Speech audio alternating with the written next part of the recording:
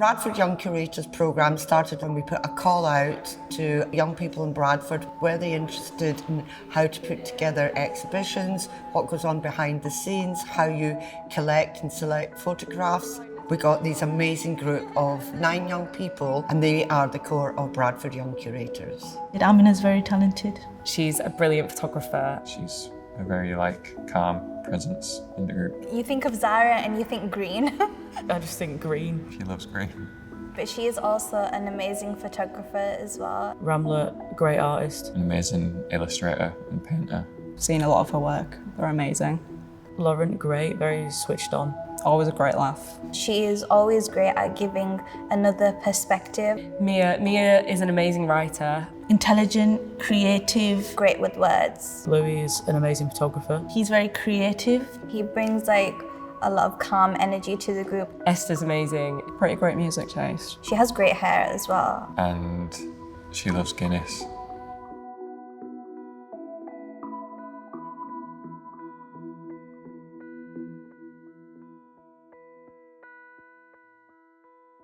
It sounds like it would be impossible, trying to curate something with 9 young curators. Honestly, it's been really easy. We've actually gelled together really well. Rather than there being so many voices, it getting confusing and difficult to follow, it's kind of been the opposite because the project is so large, it kind of demands that many voices and hands to help communicate it. We've done a lot together and we've really built a great group bond. We've all been able to easily share our thoughts and opinions. And there's points where oh, well, I didn't see it in that way, but I can see it from your perspective, and that's a really interesting perspective.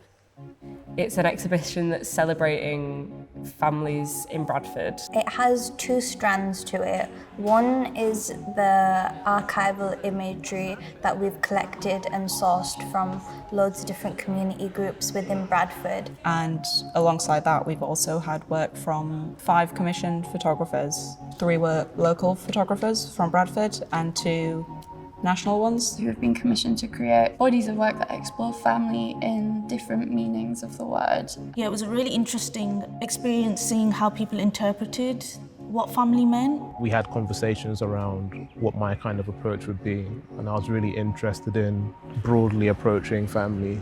I was really interested in single parents, pets, groups of friends, the kind of family that you choose. Quite early on, I was told by impressions that there are quite a few young people that want to shadow me because they've not seen somebody use a large format camera. And I thought that was really cool, that was really interesting. Some of them are photographers, most of them work in some kind of visual medium. It's been a nice reciprocal kind of relationship, in terms of me asking them questions about the area, what they do, how they work. They're also asking me questions, about how I work and how I approach, either a subject or how I approach constructing an image. I got the chance to shadow Anselm on a shoot. It was really interesting seeing how people react to those cameras and how it kind of creates a little scene in itself. It was really nice to talk to someone about photography and understand how they'd like to go about their practice. The curated program is a really unique and interesting opportunity to kind of get involved in a part of the arts that's quite opaque. Not many people know what curators do. And so what Impressions Gallery is doing by giving the power over to them and saying, we're going to let you guys make this thing, I think it's really, really cool to have that at such a young age. The other side of the project is the archival work, which has been community sourced. So creating a family album for Bradford. We've been working with community groups across the district. We've asked people to come with their own family photos. We as a group went on workshops into different communities and collected and sourced these photographs. So we went into Estonian and Latvian, the Eastern European communities, South Asian communities, the Afro-Caribbean communities.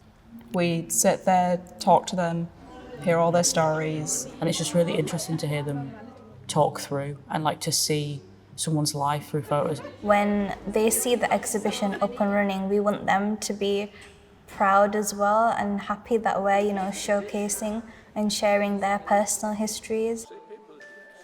Anand, our mentor, he helped us with sort of developing the archive. He gave us like his tips and tricks on how to communicate with different communities, the physical processes of like scanning images and what you need to do that, what kind of questions you want to ask people, what information that you need for the archive. The meetings with Anand were like really interesting. Him talking about his archive that he's done and like the barriers and stuff he might face, and him talking about his process of doing it and how these people weren't represented really. My role is to make them think about more than just an aesthetically pleasing images. Got to try to make them think through the themes that they have in common. That shows that actually, though we're different, we're very, very similar in a lot of ways. How do you need to collect in order to tell this story more widely and more than what the pictures can say about themselves? When you get a group of young people who've got the energy, who just learn on the job how to do something, they are able to reach out to different sections of the community that you could never reach as an individual. And some of the work I've seen today, you know, in various different types of communities within Bradford, it's really kind of uplifting to see that come together. These photos are all going to be uploaded onto a website. And anyone will be able to look through that and see the photos that people have shared with us and the stories that come with them. We're hoping to make it accessible in a way that people of all walks of life can add to it. They can submit their images, they can add information about the images, give context. So it'll be a really, really valuable resource for educators and schools, also for universities and researchers, for people interested in photography and Bradford's history, but also just for the average person to explore a little bit. It's astonishing how quickly and how well they've worked in establishing an archive and how they've really thought about the interviews and questions around that community that they've gone into. We all share like quite a similar opinion by this point after us all working together for a year. But what we lack probably is the confidence to just speak sometimes, especially towards the start of a session, to just say, this is what I think and these are the reasons why I feel this way. Sometimes, especially when you are working so closely with photographers and you've been looking at the work for so long, it does get kind of difficult sometimes to cut it down to a final edit. And so the mentorship has been vital for how we've approached the project. Working from their experience, we've been able to inject that into our ways of working. In my experience of working with curators, the styles all vary, and what's been really interesting is actually mentoring these individuals. They have all evolved their own voice and style in their practice, and I think that's been really enriching in this experience. Ultimately, it comes down to curating the work that tells the story in a concise and consistent and an interesting way, and I feel like they have really taken that assignment seriously, and they've treated every subject with such care and every collaborator with such care. One of the things I remember being at that age and getting opportunities quite similar to this actually was that the skills that you learn when you're emerging and the opportunities that you feel you're getting at that point, they stay with you for life. I feel like I'm more confident in what I'm doing, I know what I'm doing, and I'm just gonna go for it. It's really opened my eyes to like opportunities I didn't even know was an option job-wise, and now I'm like, I'd love to do this, like work in an archive in a museum or something like that. I want to be a photographer, and learning about curation has helped me kind of think about how I would approach galleries if I wanted to exhibit work. In terms of career goals, I would love to be a curator. I think everything I've learnt has just set me more on that path. I'm finding my voice, and I think this project has really pushed me forward in that sense. It's been stressful, I won't lie, but it's been very, very rewarding. And I think it's just kind of really helped me feel a lot more confident within myself and like my own practice. To be working on this project in my hometown during the year of City of Culture, it just kind of feels like the world's our oyster.